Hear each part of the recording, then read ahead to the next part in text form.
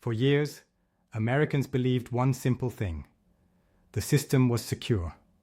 Airports were guarded. Officials were vetted. The people with badges were the good guys. But what if that belief was wrong? What if the biggest threat wasn't breaking in from the outside, but quietly working from the inside? At exactly 3:17 a.m., Miami International Airport sat under heavy clouds. The rain from an overnight storm still clung to the runways.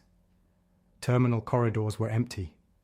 Security cameras blinked red in silence. Most of America was asleep, but not the federal government. Without sirens or flashing lights, black SUVs rolled through 3 restricted airport gates at the same time. The timing was perfect. The coordination was military grade. Doors opened. FBI tactical teams stepped out first. Then DHS, DEA, ICE. Every agent knew their role. Every second mattered. This was not a random raid.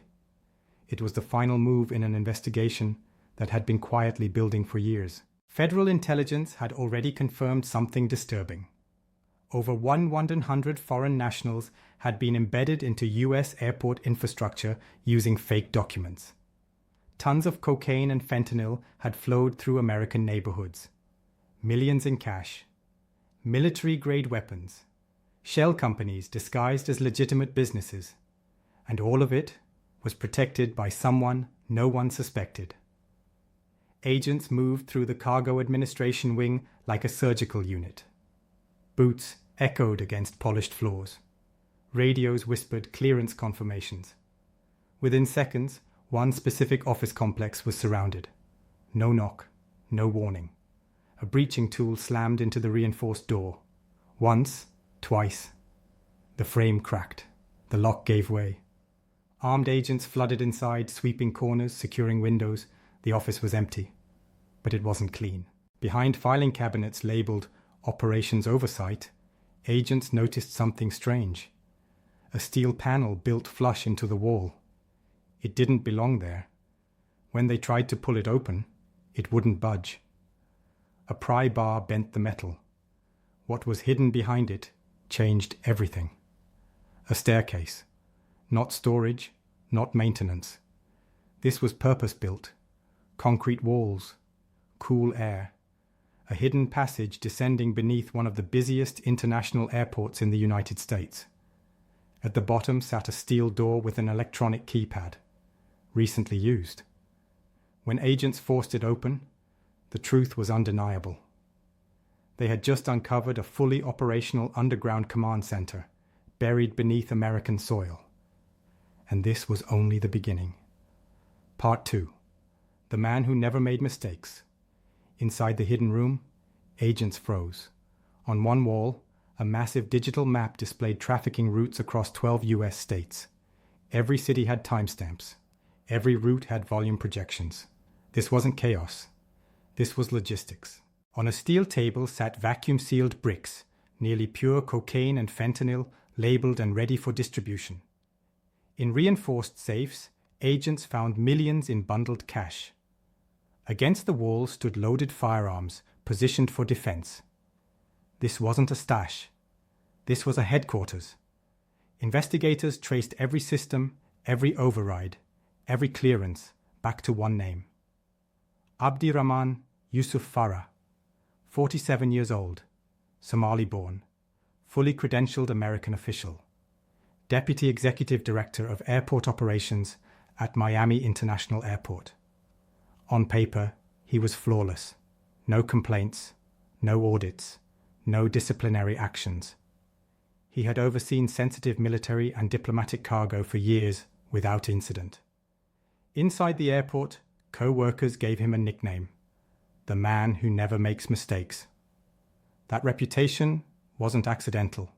It was armor. For over 6 years, Farah quietly transformed the airport into a protected transit hub for cartel operations. Using fake immigration records and fraudulent employment files, he embedded 1,196 couriers into airport jobs. Maintenance workers, cargo handlers, security assistants, all cleared, all trusted.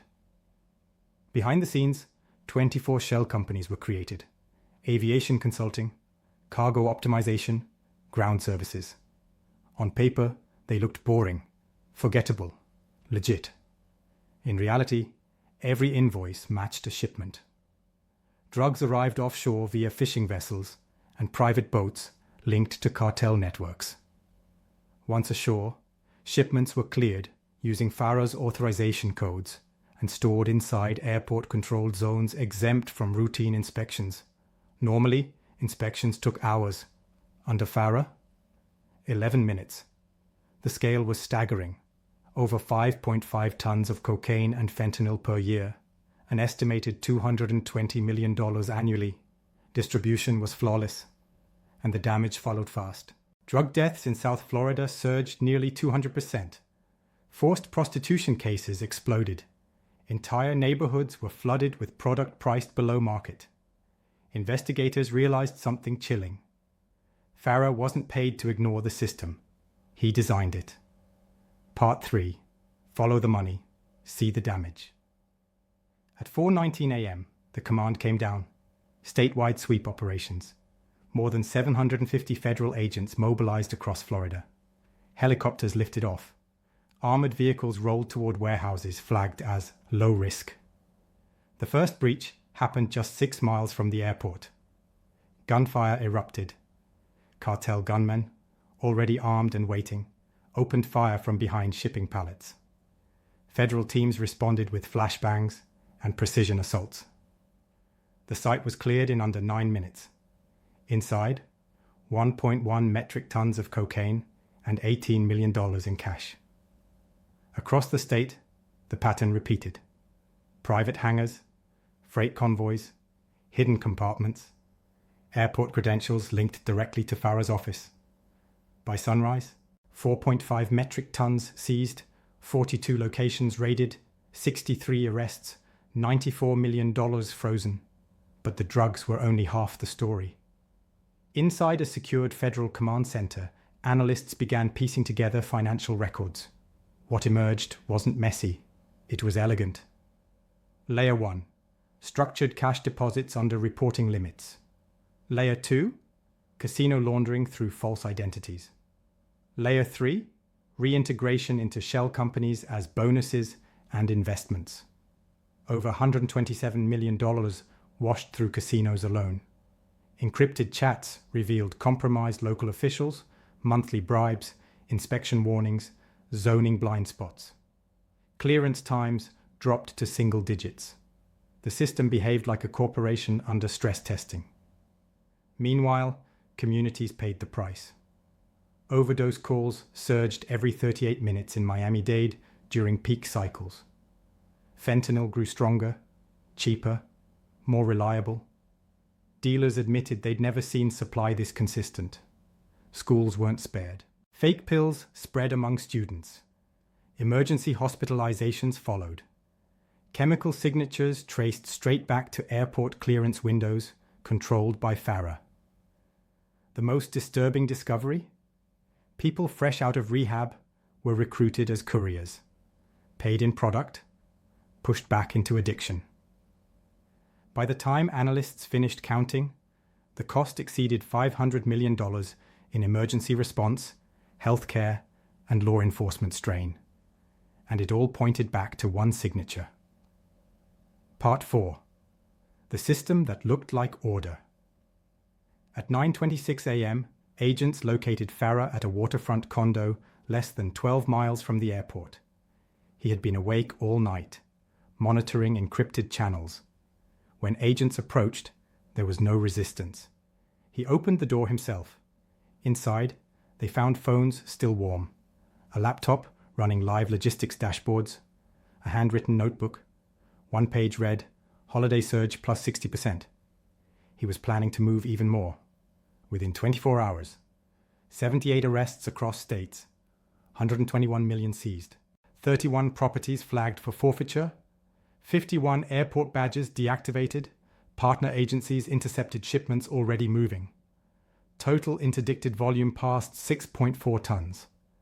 But the most chilling conclusion wasn't about drugs. It was about method. Farah didn't use violence. He used procedure, memos, approvals, trust. Investigators called it procedural capture. Over 5 years, the network moved 28 tons of narcotics and generated over $1 billion in street value, all without raising alarms, because it looked like order. As Miami International Airport entered emergency oversight, protocols were rewritten. Audits launched nationwide. But the damage couldn't be undone overnight. This case was never just about drugs. It was about how systems built on trust can be hollowed out silently. Corruption doesn't always look criminal. Sometimes it has a badge. Sometimes it has a flawless record. And that's the real warning. If one man could do this for years without suspicion, how many others are still hiding behind credentials? That question hasn't been answered yet, and that's why this story doesn't end here. Comment: stop corruption if this opened your eyes. Hit like if accountability matters. Subscribe, because the next chapter is coming.